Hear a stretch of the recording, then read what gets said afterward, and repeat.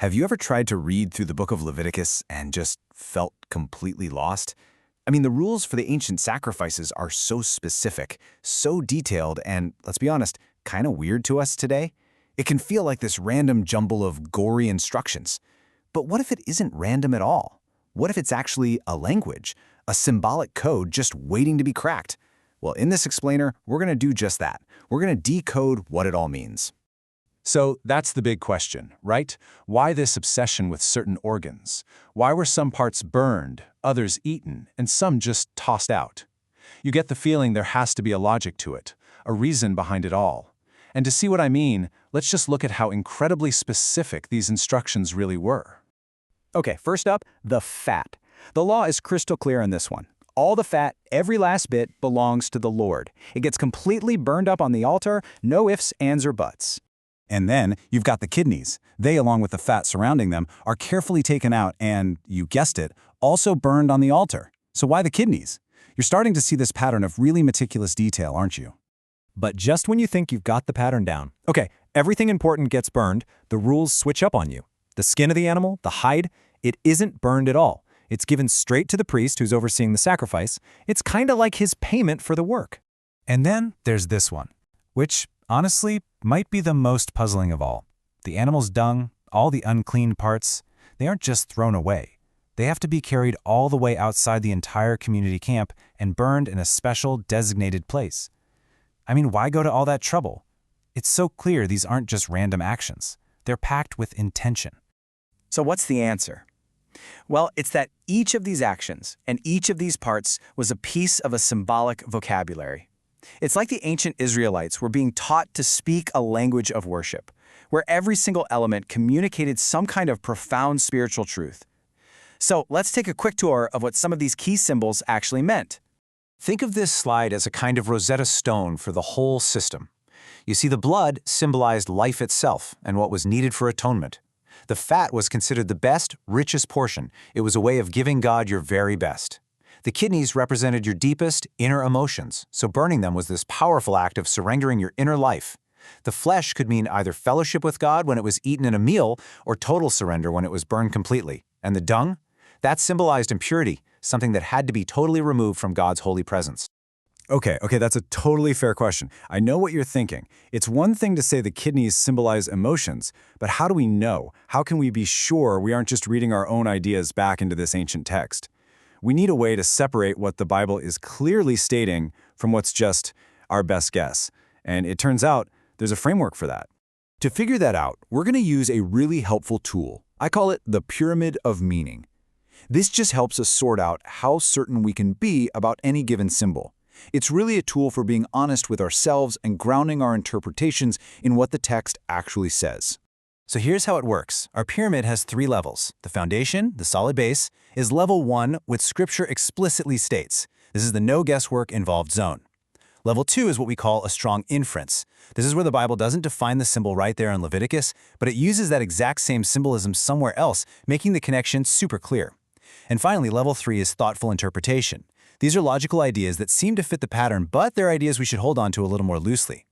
Let's start with the foundation, level 1. This is the solid rock. Some symbols aren't left up to our imagination at all, and the absolute best example of this is blood.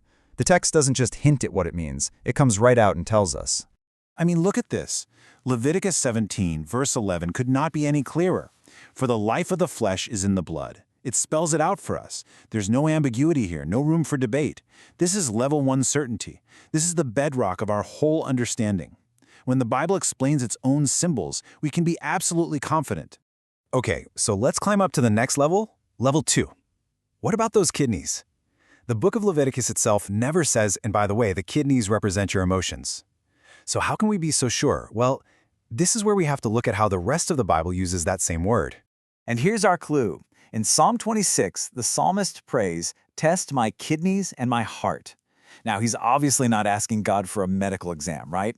All through the Psalms and the prophets, the word for kidneys is used poetically to talk about our deepest, innermost being, our conscience, our emotions. So when they're offered on the altar in Leviticus, it is a very, very strong inference that it symbolizes offering up that inner self to God. So this chart really pulls it all together, right? In category A, you've got the stuff you can stand firmly on. The meaning of blood, the fat being God's special portion, and taking sin outside the camp, these are all explicitly explained. In category B, the symbolism is very strong, like the kidneys, meaning our inner being. But then you get to category C with things like the liver or the legs. And here, the symbolism is an interpretation. It's a thoughtful one for sure, but it's not something we should build a whole doctrine on. Okay, so why are we going through all this trouble? Why does this careful approach even matter? Well, it matters a lot because it helps us avoid two really common mistakes, and it lets us see the beautiful, unified picture God was painting through all these rituals.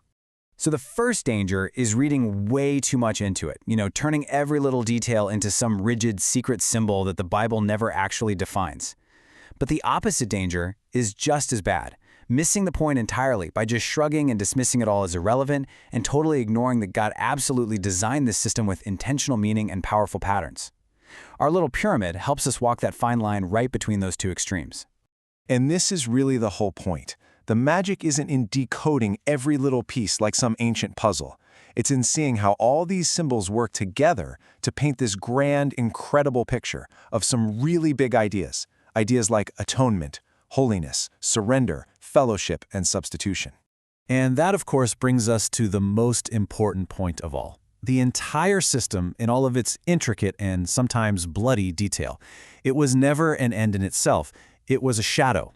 It was a giant signpost pointing forward to something, or rather to someone, infinitely greater. The New Testament, and especially the book of Hebrews, basically pulls back the curtain. It makes it so clear that this entire complex language of sacrifice was designed to prepare the whole world to understand one single event, the perfect and final sacrifice of Jesus Christ.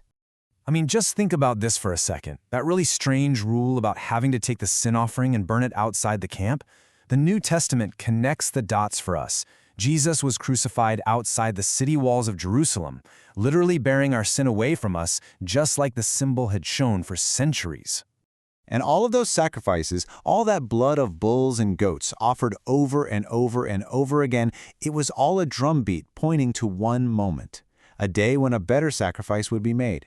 His blood, shed once for all people for all time, fulfilling every single symbol and ending the need for the old system forever.